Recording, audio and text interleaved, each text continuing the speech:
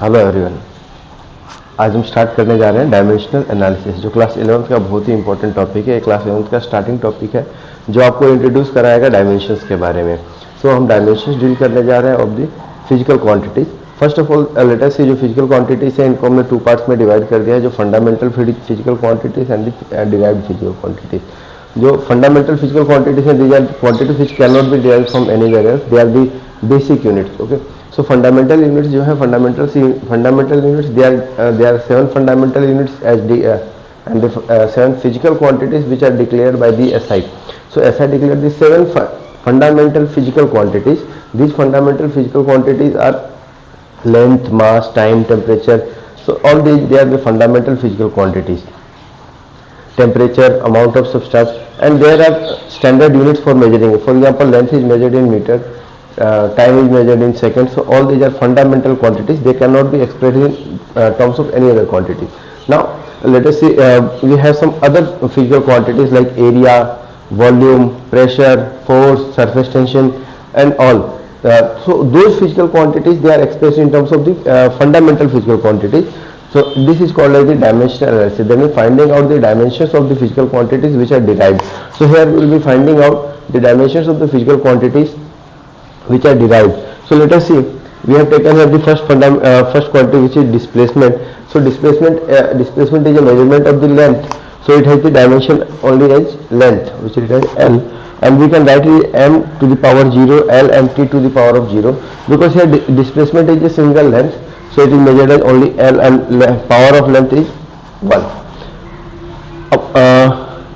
Besides L, we have included here m and t also, which are the basic units in the mechanics. So we can include other units also, but these are the basic जो हम mechanics motion वगैरह में use करते हैं, इसलिए यहाँ पे m और t को इंक्लूड कर लिया जाता है, और जो भी डायमेंशंस है उनको हम स्क्वायर ब्रैकेट्स के अंदर इंक्लूड करके लिखते हैं. Similarly now see velocity. The formula for velocity is displacement upon time. So displacement की यूनिट है लेंथ, और length upon time. So length upon time निकाला तो इसकी डायमेंशन मैंने l, और t डिनोमिनेटर में है, t ऊपर गया तो l, t to the power -1. और सिमिलरली हम ट्राई करेंगे फाइंड आउट करने के लिए other physical dimensions. The other physical dimensions which are suppose we are trying to find the acceleration. आपको एक्सीलरेशन फाइंड आउट करने जाना है, ठीक है ना. एक्सीलरेशन फाइंड आउट करने के लिए एक्सीलरेशन का फॉर्मूला होता है change in velocity per unit time. ना चेंज इन वेलोसिटी के जो डायमेंशंस होंगे वो वेलोसिटी के डायमेंशंस है. सो यहाँ पे वेलोसिटी के डायमेंशंस लिख लेंगे. डायमेंशंस ऑफ वेलोसिटी है एल टी माइनस 1. अभी जो हमने कैलकुलेट किया वेलोसिटी के डायमेंशंस है वो है एल टी माइनस 1, और अपॉन में करना है टी. सो टी अब ऊपर जाएगा और इसके डायमेंशंस बनेंगे एल टी माइनस 2. ठीक, तो ये हो गया डायमेंशन एक्सीलरेशन के. सिमिलरली अब सपोज हम फोर्स के डायमेंशंस फाइंड आउट करना चाहते हैं, तो suppose we want to find out the dimensions of force. तो फॉर्मूला फॉर फोर्स लिखेंगे पहले. How is the force obtain.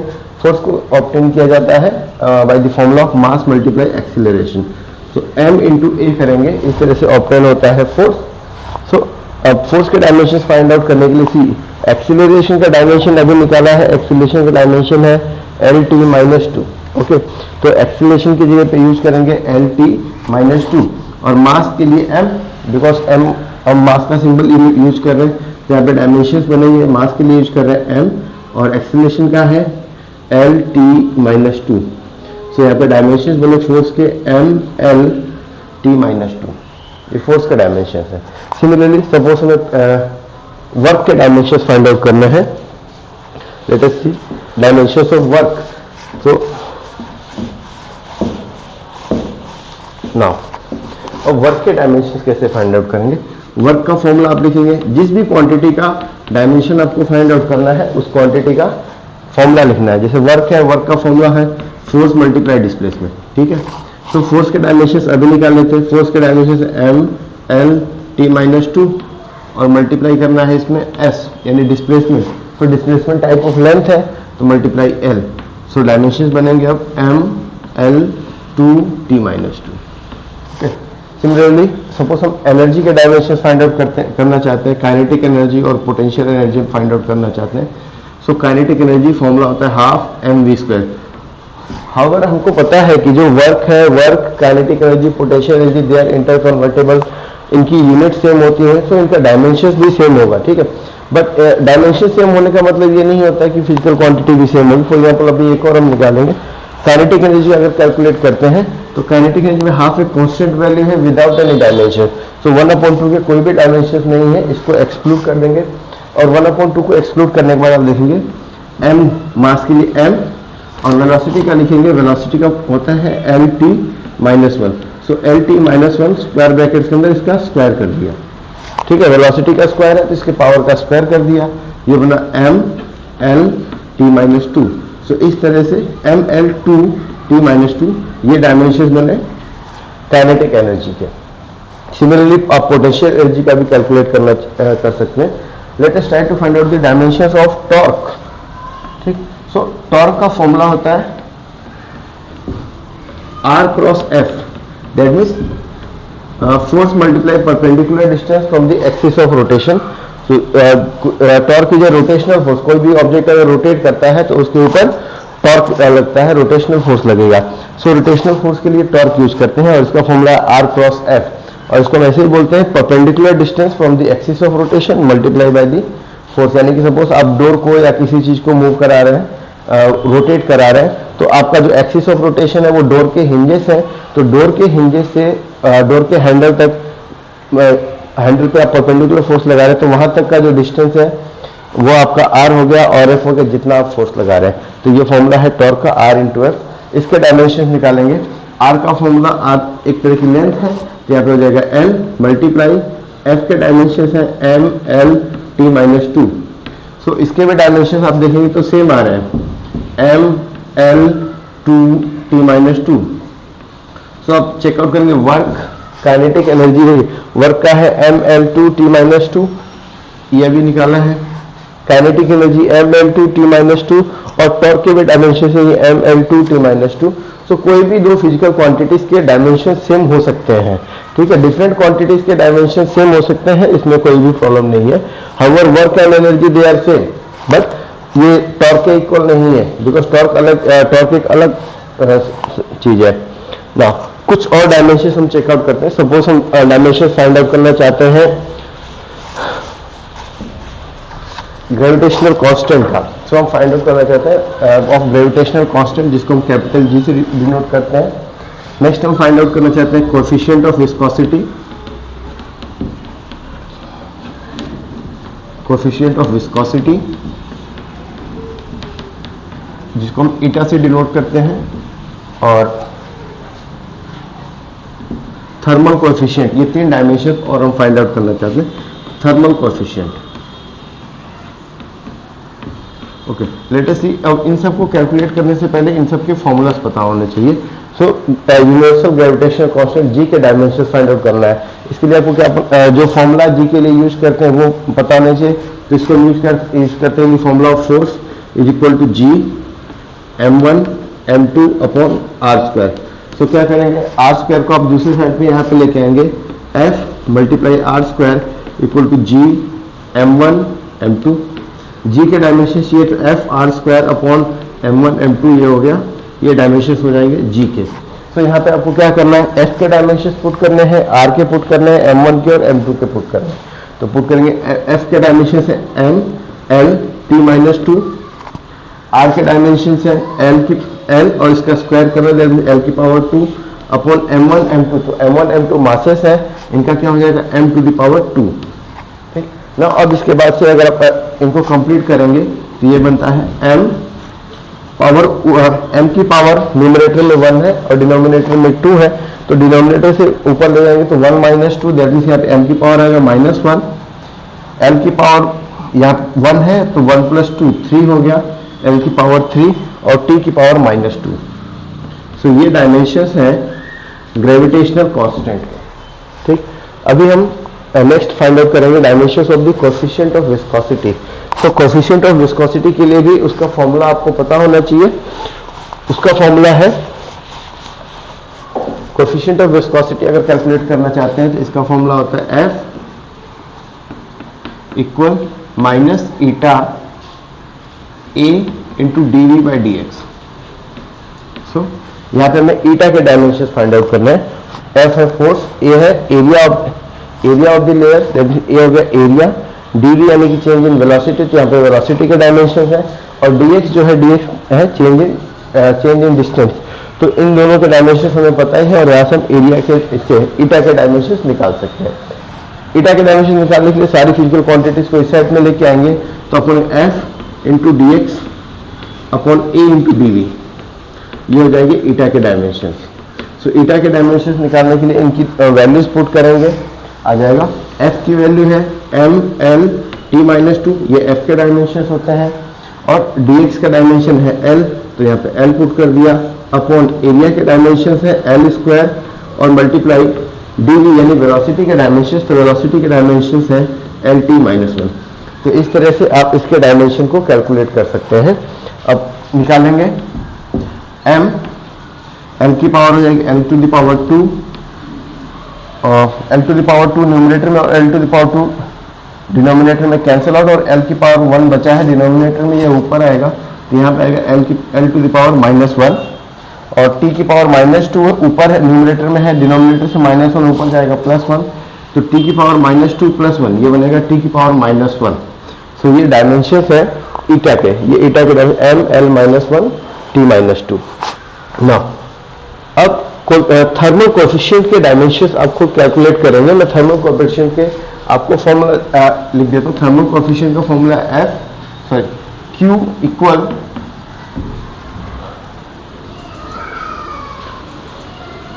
A KA θ1 minus θ2 upon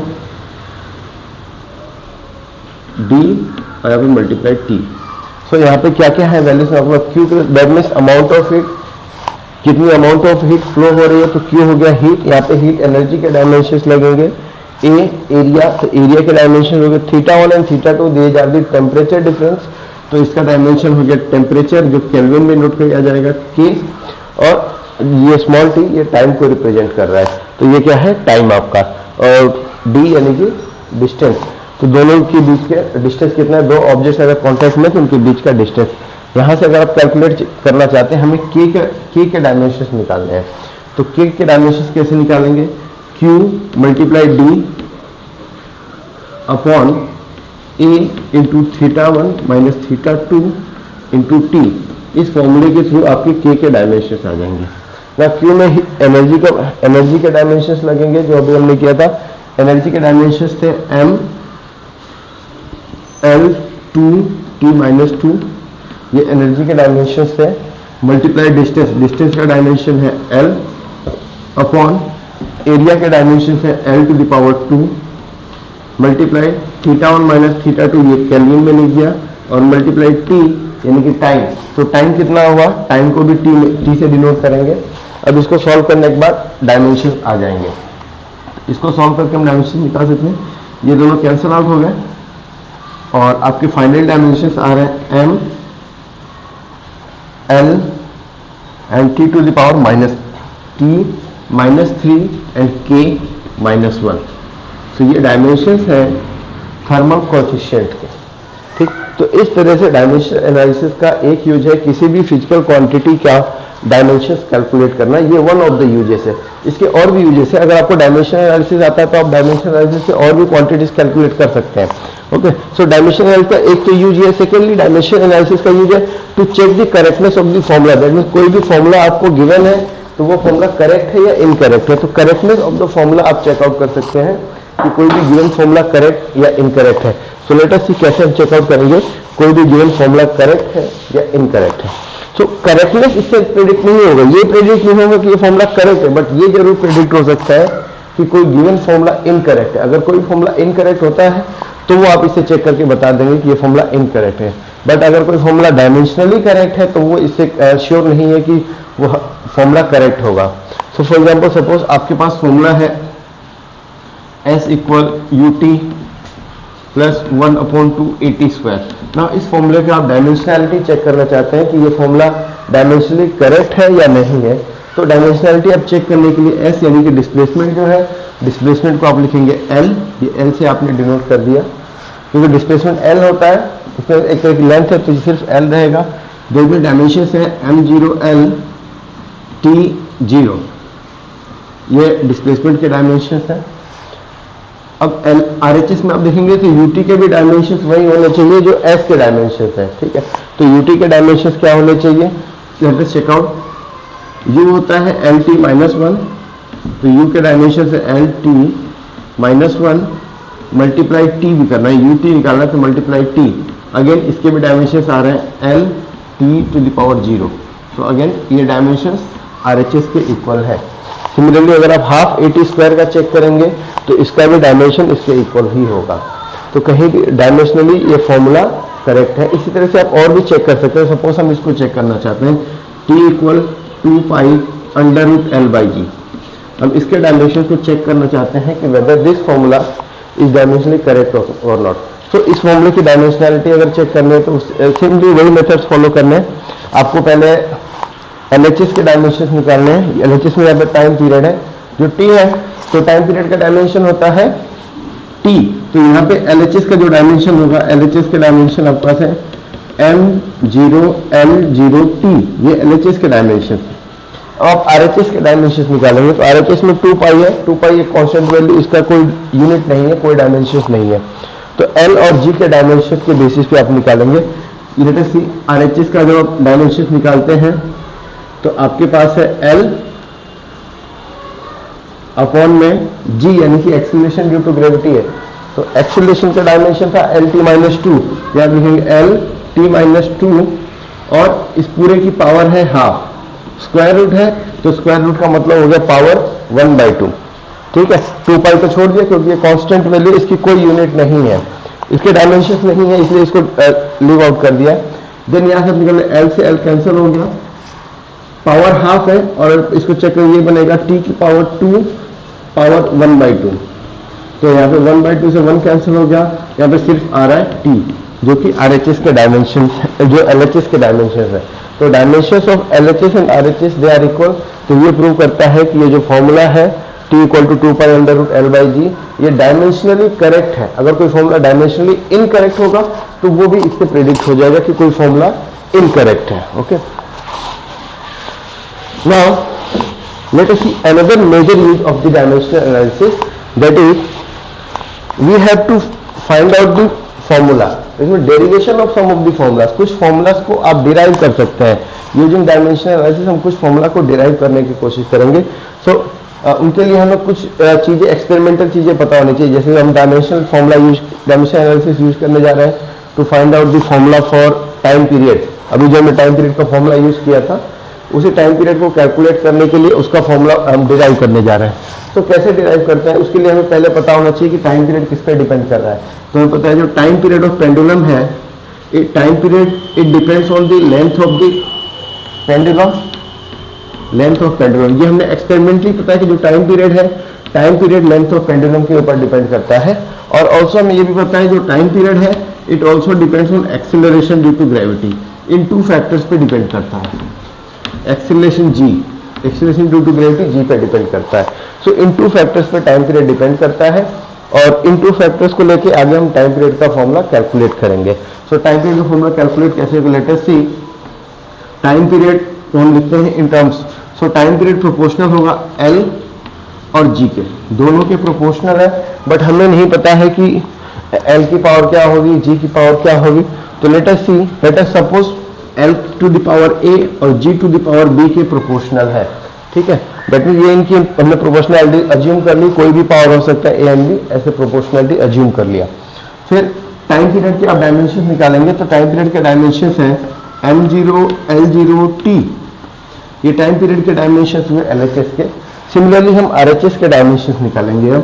so RHS के डायमेंशन होने चाहिए, यहाँ पे लेंथ है तो लेंथ का डायमेंशन क्या होना चाहिए, लेंथ का डायमेंशन होना चाहिए M0L टू दी और T 0, इस पूरे की पावर है A।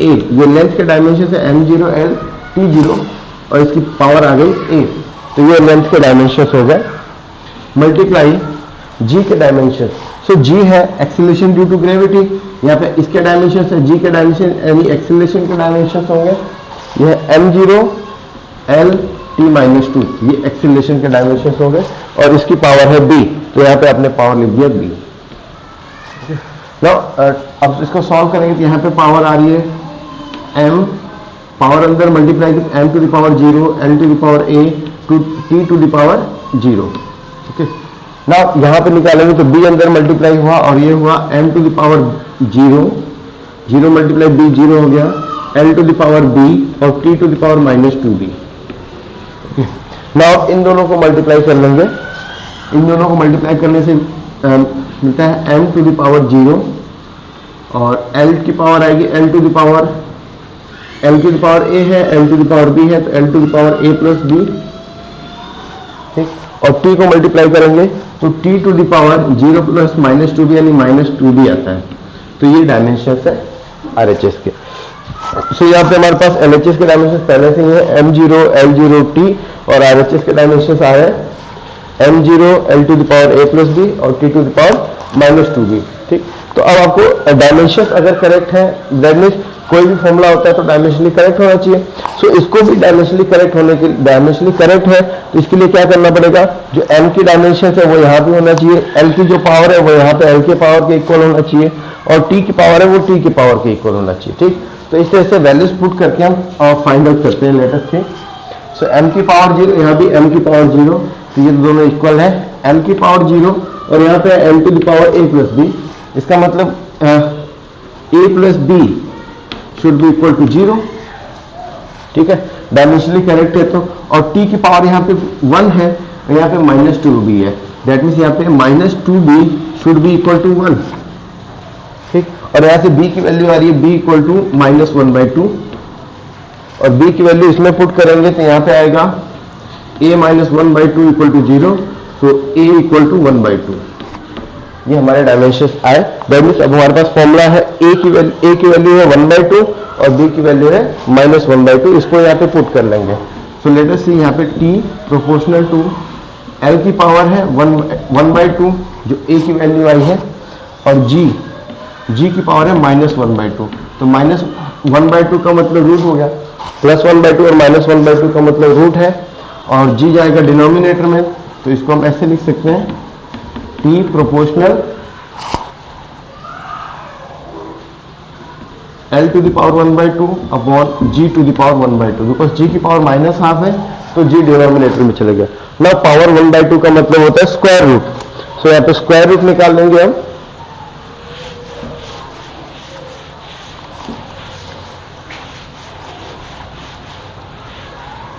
Okay, so t proportional l की power 1/2 that mean square root l upon g की power 1/2 that mean square root g।